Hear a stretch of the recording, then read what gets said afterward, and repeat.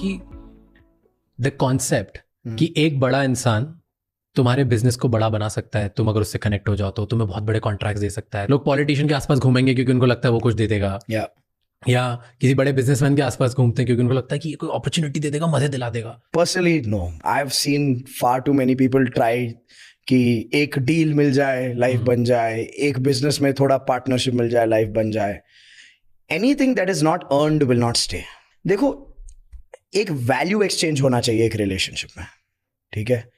तो I give an example. I had a client, real estate client है, grew the business from scratch. Okay, grew the business from scratch, and out of his own goodwill and good heart, empowered people from his village, people from his family circle, extended family circle, relatives, ये वो। एक stage ये आ गया ना कि उन्होंने वो position earn नहीं की थी कंपनी में, उनको वो पोजीशन दी गई थी और कंपनी बढ़ते गई, बट इनका स्किल लेवल था ही नहीं वो ग्रोथ हैंडल करने के लिए। तो क्या हो गया ना कि उनके जो जूनियर्स हैं वो फ्रस्ट्रेट हो गए कि we have such incompetent leaders, मतलब हमको ज्यादा पता है अपने बॉस से कि क्या करना चाहिए। This entrepreneur also started feeling frustrated and choked कि यार ये तो एहसान फरामोश निकले कि मैंने इनको सब दिया लाइफ में, बट ये मेरे लिए नहीं कर पा रहे हैं, और उनमें वो काबिलियत और कॉम्प्रिहेंशन एबिलिटी थी नहीं।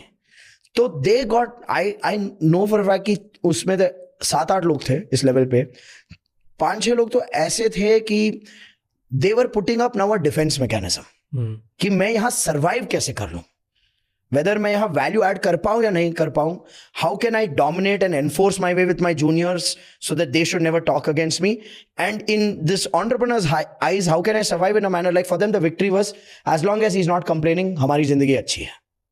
सो it was not a game of creation और value addition and all of that. So I saw all of them choke. Imagine the junior level team is feeling frustrated, they are more competent. The business owner is feeling betrayed कि I've given you everything, तुम क्या कुछ कर नहीं पा रहे हो, and their ego is not allowing them to acknowledge that they don't deserve what they've gotten. खैरात की रहती नहीं ना, तो they have to earn it. Okay? लोग बोलते हैं ना, मतलब ये तो ट्विटर पे थोड़े लोग डालते हैं कि if this billionaire gave this much money, so many people become करोड़पति। भाई तुम करोड़ रुपया सबको दे के देखो, 90 दिन में जिसको पैसा संभालना नहीं आता वो वापस आ ही जाएगा, क्योंकि खैरात का है। तो इसलिए ये रेवड़ी स्कीम में ही ये देश खराब हो रहा है ना, तो दिक्कत तो वहां होती है कि सबको फुकट का चंदन घिस मेरे नंदन चाहिए। यू यूज्ड द वर्ड कि उनकी काबिलियत नहीं होती, कैपेबिलिटी नहीं होती, राइट? पर आपका काम as a coach is just this कि बहुत लोगों की कैपेबिलिटी नहीं होती, स्किल नहीं होती एक बड़ा बिजनेस बनाने की या अपनी लाइफ टर्न अराउंड करने की उस वे में कि बहुत पैसे कमा पाए, पर you do that, you teach them to actually build a capability जिसकी वजह से वो एक बिजनेस बड़ा कर पाए, right? So I tell you, I don't teach them the capabilities जिसकी वजह से वो बिजनेस बड़ा कर पाए। I teach them the capabilities जिसमें वो बिजनेस बना पाए जो that is the voice of their soul, जो उनके एंड गोल से अलाइन हो सके, क्योंकि सबको बड़ा नहीं बनना है। और ये रियलाइजेशन एज अ कोच भी मुझे 2019 में हुई, after 5 years of working with business owners, because I realized कि यार ये हमने ना एक प्रोटोटाइप बना लिया है कि business equals big, and if not big not good enough, okay, which is not true. Okay, why not? कोई बिजनेस इसलिए नहीं स्टार्ट करता कि बहुत बड़ा बनाना है। बिल्कुल नहीं, बिल्कुल नहीं। हर कोई इसलिए नहीं स्टार्ट करता कि उसे बड़ा बनाना है। कुछ लोग इसलिए स्टार्ट करते हैं क्योंकि एक बिजनेस उनका खुद का बिजनेस रहना is an expression of their identity. Now you can look at that as comfort zone. मैं तो when I talk to entrepreneurs I tell them that look, don't listen to what a YouTuber is telling you, what a motivational speaker is telling you, what the business media is celebrating, because that is not in alignment with what you want.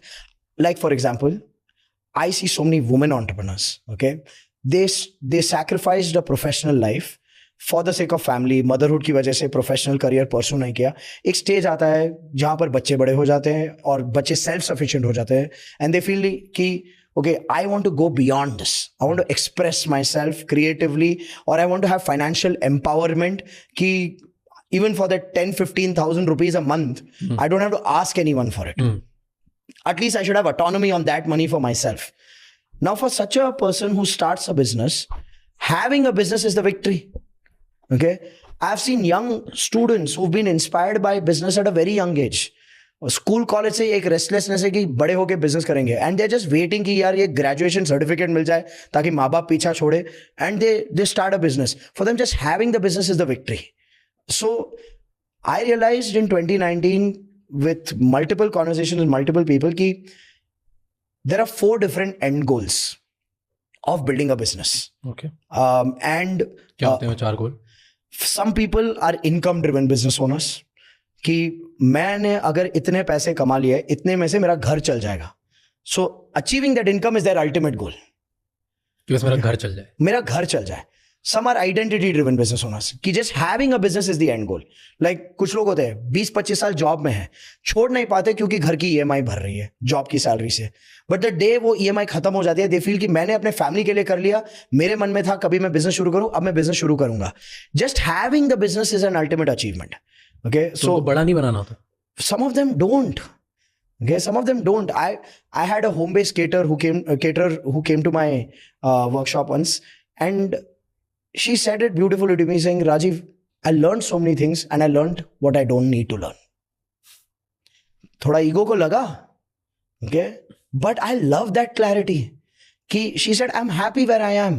I love cooking, and उस cooking से मेरे महीने में 15-20 हज़ार आते हैं ना, तो मुझे उसमें खुशी मिलती है कि I don't have to depend on, say, my husband, who's a primary income earning member, for my needs. Not like her husband has a problem in giving her money, but she just feels like she earned it.